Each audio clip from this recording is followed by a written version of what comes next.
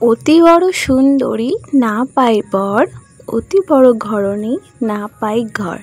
আসসালামু আলাইকুম, আমি তাহেবা, সিক্রেট ব্লগার তাহেবার চ্যানেলে আর একটা নতুন দিনে নতুন ভ্লগ নিয়ে তোমাদের সামনে হাজির হয়েছি।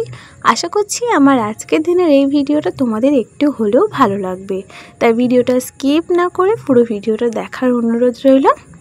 তো তোমরা হয়তো ভাববে যে প্রথমেই কেন আমি এই কথাটা বললাম। তো এই কথাটার একটা অনেক বড় কারণও আছে, আর এর অর্থ বা মানে তোমরা হয়তো অনেকেই জানো। তো সেটা নিয়ে একটু পরেই কথা বলছি। তার আগে চলো সংসারের কী সব কাজকর্ম করছি সেগুলো তোমাদের সাথে একটু শেয়ার করে নিই। তো সকালবেলা ঘুম থেকে উঠে আমি কিন্তু ফ্রেশ হয়ে এক কাপ চা খেয়ে নিয়েছি, কারণ তোমরা সকলেই জানো আমার সকালবেলাটা এক কাপ চা না হলে কিন্তু চলেই না। তো চা খেয়ে নিয়ে এদিকে ছেলে কিন্তু ঘুমাচ্ছিল, তো ওর জন্য ভাবলাম ওর স্কুলের টিফিনটা তার সাথে কিন্তু ও সকালবেলা উঠে কি খাবে সেটারই একটু রেডি করে নিই। তারপরে সুজি করতে গেলাম, দেখলাম অল্প একটু সুজি আছে, তো সেই সুজিটা সবটাই রান্না করলাম। তো ওকে একটুখানি মানে স্কুলে যাওয়ার সময় খাইয়ে পাঠাবো, আর বাকিটাও টিফিনে দিয়ে দেবো, কারণ ও উঠবে প্রায় ওই 9টার দিকে। তারপরে মুখ ধুতে আর করতে 9:30, তারপরে স্নান টান করে আবার যদি ভাত খায় সব খেয়ে, তাহলে আর ভাত খেতে পারবে না। আর মাঝে মাঝে তো ভাত খেয়ে স্কুলে যেতেই চায় না, বলে নাকি স্কুলে খুব পেট ব্যথা করে। তো যার জন্য আমিও কিন্তু মাঝে মাঝে ভাতটা একটু স্কিপ করে যাই, একটু ভারী কিছু দিয়ে দিই, নাহলে একটু সেক দিয়ে দিই, এইসব খেয়ে কিন্তু স্কুলে চলে যাই। তো টিফিনটা রেডি করে আমি কিন্তু কিছু আগের দিনকার ভিজে একটু জামা কাপড় ছিল সেগুলো এখন মেলে দিয়েছি, কারণ আগের দিনকে জামা কাপড়গুলো কাচতে না অনেকটাই বেলা হয়ে গিয়েছিল, তারপরে ভালো শোকায়নি। তারপর ওই জন্য জামা কাপড়গুলো একটু রোদে দিয়ে দিলাম, আর যা রোদ দিয়েছে সকালবেলা থেকে এমনিতেই কিন্তু শুকিয়ে যাবে। জামা কাপড়গুলো মেলে দিয়ে আমি কিন্তু কাঠের জালে ভাতের জন্য জলটাও বসিয়ে দিয়েছিলাম, এখন চালটা ধুয়েও দিয়ে দিচ্ছি। আর আজকে না এত ধোঁয়া হচ্ছিল কি বলবে কাঠের জালে রান্না করতে, কারণ মাঝে মাঝে এত জোর হাওয়া দিয়ে দিচ্ছে পুরো নিভে যাচ্ছিল, তারপরে জোর ধোঁয়া হচ্ছিল। তো এইভাবেই আজকে কষ্ট করে রান্নাবান্নাটা করব। আর রান্না করার আগে রান্নার যে মশলার কৌটোটা ছিল সেটাকে ধুয়ে দিয়েছিলাম 2 দিন আগে। মশলা ঢালবো করে আর সময়ই হচ্ছিল না, তো আজকে রান্না করার আগেই কিন্তু মশলাগুলো সমস্তটাই ঢেলে নিচ্ছি। তো আমার আগের একটা ভিডিওতেই একটা বোন কমেন্ট করেছে, কারণ এই বোনটা আমার প্রত্যেকটা ভিডিওই দেখে হয়তো, আর আমাকে প্রত্যেকটা ভিডিওতে কমেন্ট করে, প্রত্যেকটা ভিডিওর রিপ্লাইও কিন্তু আমি দিই। তো এইটার রিপ্লাইটা এমনি কমেন্টে দিই নিকো, তো ভাবলাম তোমাদের সাথে ভিডিওতেই শেয়ার করব, কারণ আমার অনেক ভিউয়ার্সরা আছে, অনেক প্রশ্ন তাদের মনেও থাকতে পারে আমাকে নিয়ে, তারা হয়তো কমেন্ট করে না। তো যাই হোক, আমাকে কমেন্ট করেছে যে আপু তুমি শ্বশুরবাড়ি যাও না কেন। তো তোমার কমেন্টটা সত্যি হয়তো ভুল হয়েছে, তুমি বলতে পারতে যে তুমি থাকো না কেন, যাওয়া আসা সবটাই হয়, শুধু আমরা থাকি না। তো থাকি না কেন সেটা কিন্তু আমি একদমই তোমাদের সাথে পাবলিক করতে চাই না, কিছু কারণবশত হয়তো এখানে অনেক মন কষাকষি বা অনেক কিছুই হতে পারে। অনলাইন প্ল্যাটফর্মে যদি আমি সবার মানে পার্সোনাল কিছু যদি আমি তুলে ধরি, তো ব্যাপারটা একদমই ভালো লাগে না, আর কিছুটা বলতে পারো কপাল। তো তোমাদের এখানে আগেই বলেছিলাম যে অতি বড় সুন্দরী না পাই বর, অতি বড় ঘরণী না পাই ঘর। তো সেই দশাটাই মনে হয় আমার হয়েছে। তো যাই হোক, বেশি কিছু বললাম না, তোমরা এইভাবে আমাকে পাশে থেকো, আমাকে কমেন্ট করে যেও। আর পার্সোনাল ব্যাপারগুলো সত্যি কথা বলতে অনলাইনে নিয়ে এসে আমার ভাইরাল হওয়ার কোনো ইচ্ছাই নেই। আমি তোমাদের সাথে লাইফস্টাইল ব্লগ শেয়ার করি, আমি এইভাবেই তোমাদের ভালোবাসা পেতে চাই। আর আমি যদি আমার পার্সোনাল কিছু শেয়ার করি হয়তো আমি ভাইরাল হয়ে যেতেও পারি, তো কোনো দরকার নেই, কারণ এখানে থাকলে অনলাইনে থাকতে গেলে যদি তুমি ভালো কিছু করে মানুষজনের ভালোবাসা পেতে চাও, তোমাকে ভালো কিছুই করতে হবে। কোনো কিছু খারাপ বা কাদা ছোড়াছুড়ি করে আমি বুঝতেই পারছি সেই জায়গায় টিকে থাকাটা খুবই মানে কঠিন ব্যাপার হয়ে থাকবে। আর সব থেকে বড় কথা হলো, যেখানেই থাকি না কেন, হোক শ্বশুরবাড়ি বা বাপের বাড়ি, ভালো আছি এটাই অনেক। আর আমার মতন অনেকেই আছে যারা বাপের বাড়িতে থাকে, কারণ তাদের বাবা মাকে দেখার মতন কেউ নেই, বা বাড়িতে সেরকম কোনো লোকজন নেই।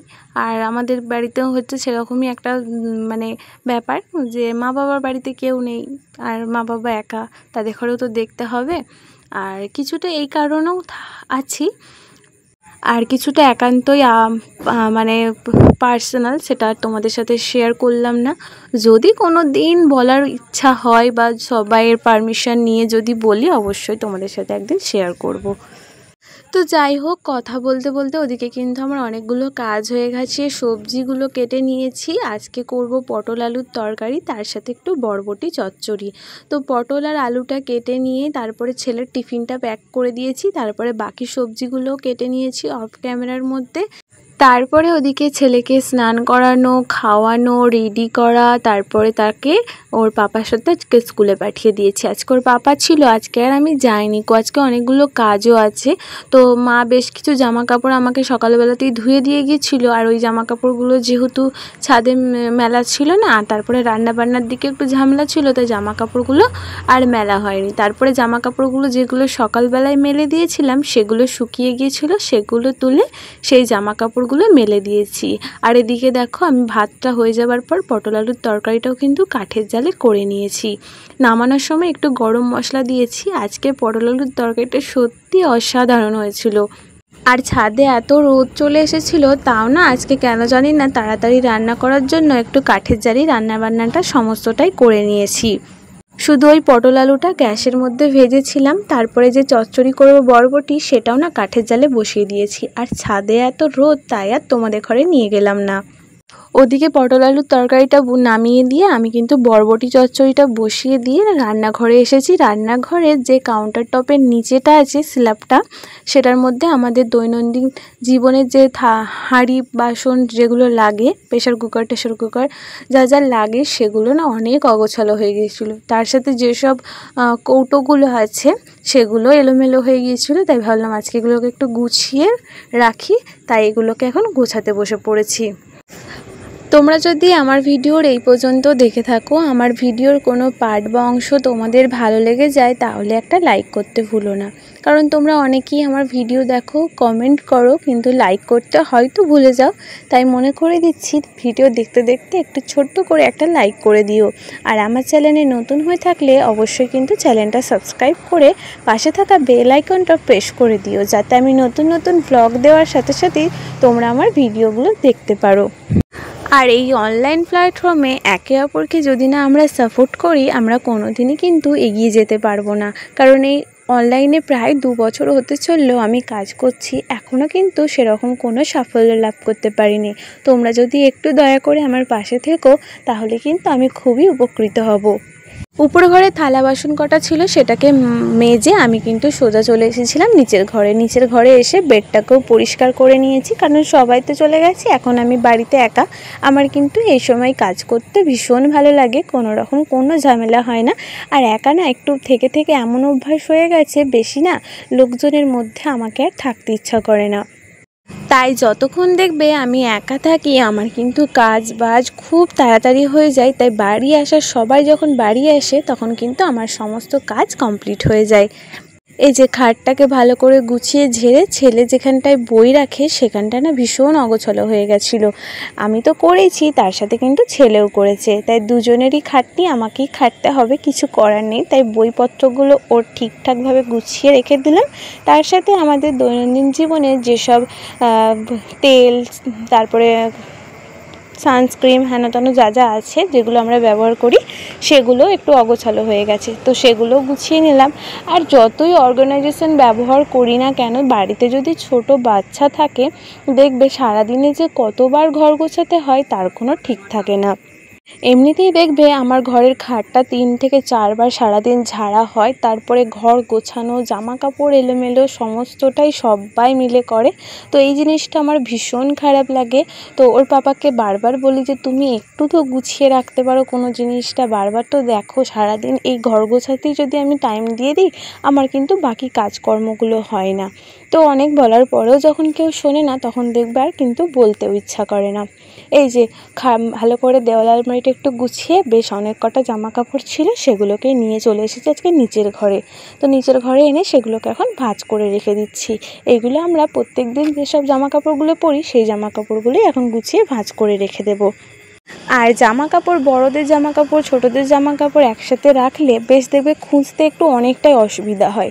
তাই আমি আমার ছেলের জামা কাপড়গুলো আমি একটা ছোট বাস্কেটের মধ্যে রাখি, আর আমাদের দুজনের জামা কাপড় একটা বড় বাস্কেটের মধ্যে রাখি। এই ক্ষেত্রে আমাদের জামা কাপড় খুঁজতে কোনো অসুবিধা হয় না। মাঝে মাঝে তো ছেলে একাই জামা প্যান্ট বার করে নিজের জামা প্যান্ট নিজেই পরে নেয়।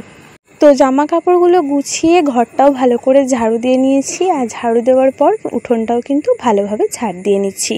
আর এই উঠোন ঝাড় দিতে দিতে যখন বাইরে গেলাম তখন দেখলাম একটা ফেরিওয়ালা আসছিল। আর সত্যি কথা বলতে এই ফেরিওয়ালাগুলোর কাছ থেকে কিছু জিনিস কিনলে তুমি কোনোদিন ঠকবে না।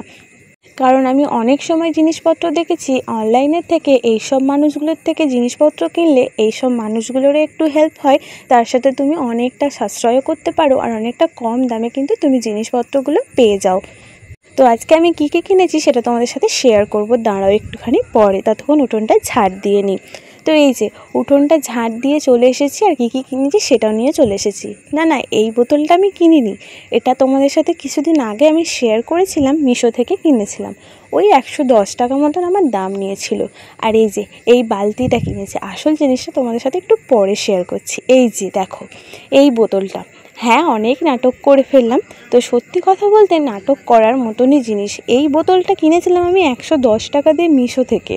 আর এই যে একটা জিনিস, এই একটা বোতল, সেম বোতল বলতে পারো, কালারটা আলাদা, আর কিন্তু ওই বোতলটার থেকেও এই বোতলটা অনেকটাই বড়, মানে 1 ইঞ্চি বড়, মানে আমাদের কাছে বড়। তো এই বোতলটা অনেকটাই বড়। আর এর দাম কত নিয়েছে বলো তো? না তোমরা কমেন্ট করো, নেক্সট ব্লগে আমি বলে দেবে দামটা কত, তোমরা জানলে অবশ্যই কমেন্ট করো। কিন্তু ওই বোতলটার থেকে এই বোতলটা অনেকটাই কম দাম। তো যাকগে, যেহেতু কম দামে পেয়েছি তাই না নিয়ে নিলাম, আর কিছু ভাবনা চিন্তা করলাম না। যদি 100 টাকার বোতল কিনতে পারি তাহলে তো এটা তো কম দাম, তাই একটা নিয়েই নিলাম, কারণ এই বোতলগুলো না আমার ভীষণ পছন্দের। এই যে ওইগুলো রেখে দিয়ে এখন ঘরটাকে মুছে নিচ্ছি। তো নিচের ঘরটা মুছে ভালো করে বারান্দা ঘর সমস্তটাই মুছে তারপরে আবারও চলে যাব উপরের ঘরে, কারণ উপরের ঘরটা মোছা এখনও বাকি আছে। উপরের ঘরটা মুছে নেব, তার আগে তোমাদের সাথে যে বরবটি চচ্চড়িটা করেছিলাম সেটা তো দেখানোই হলো না। গিয়ে দেখলাম বরবটি চচ্চড়িটাও আমার হয়ে গিয়েছিল, তো সেটাই এখন শেয়ার করে দিলাম। বরবটি চচ্চড়ি রেডি। আর রান্নাঘরটা মুছে এখন সোজা যাব স্নান করতে। আজকে না আর ছেলেকে আনতে যাব না, ওর পাপাকেই বলেছি তুমি গিয়ে একটু নিয়ে চলে আসবে, কারণ এত গরমে আমার আর ভালো লাগছে না। তার উপর আরও 2টো জামা কাপড় আছে, সেগুলো কাচবো, ছাদের উপর মেলবো, স্নান করব।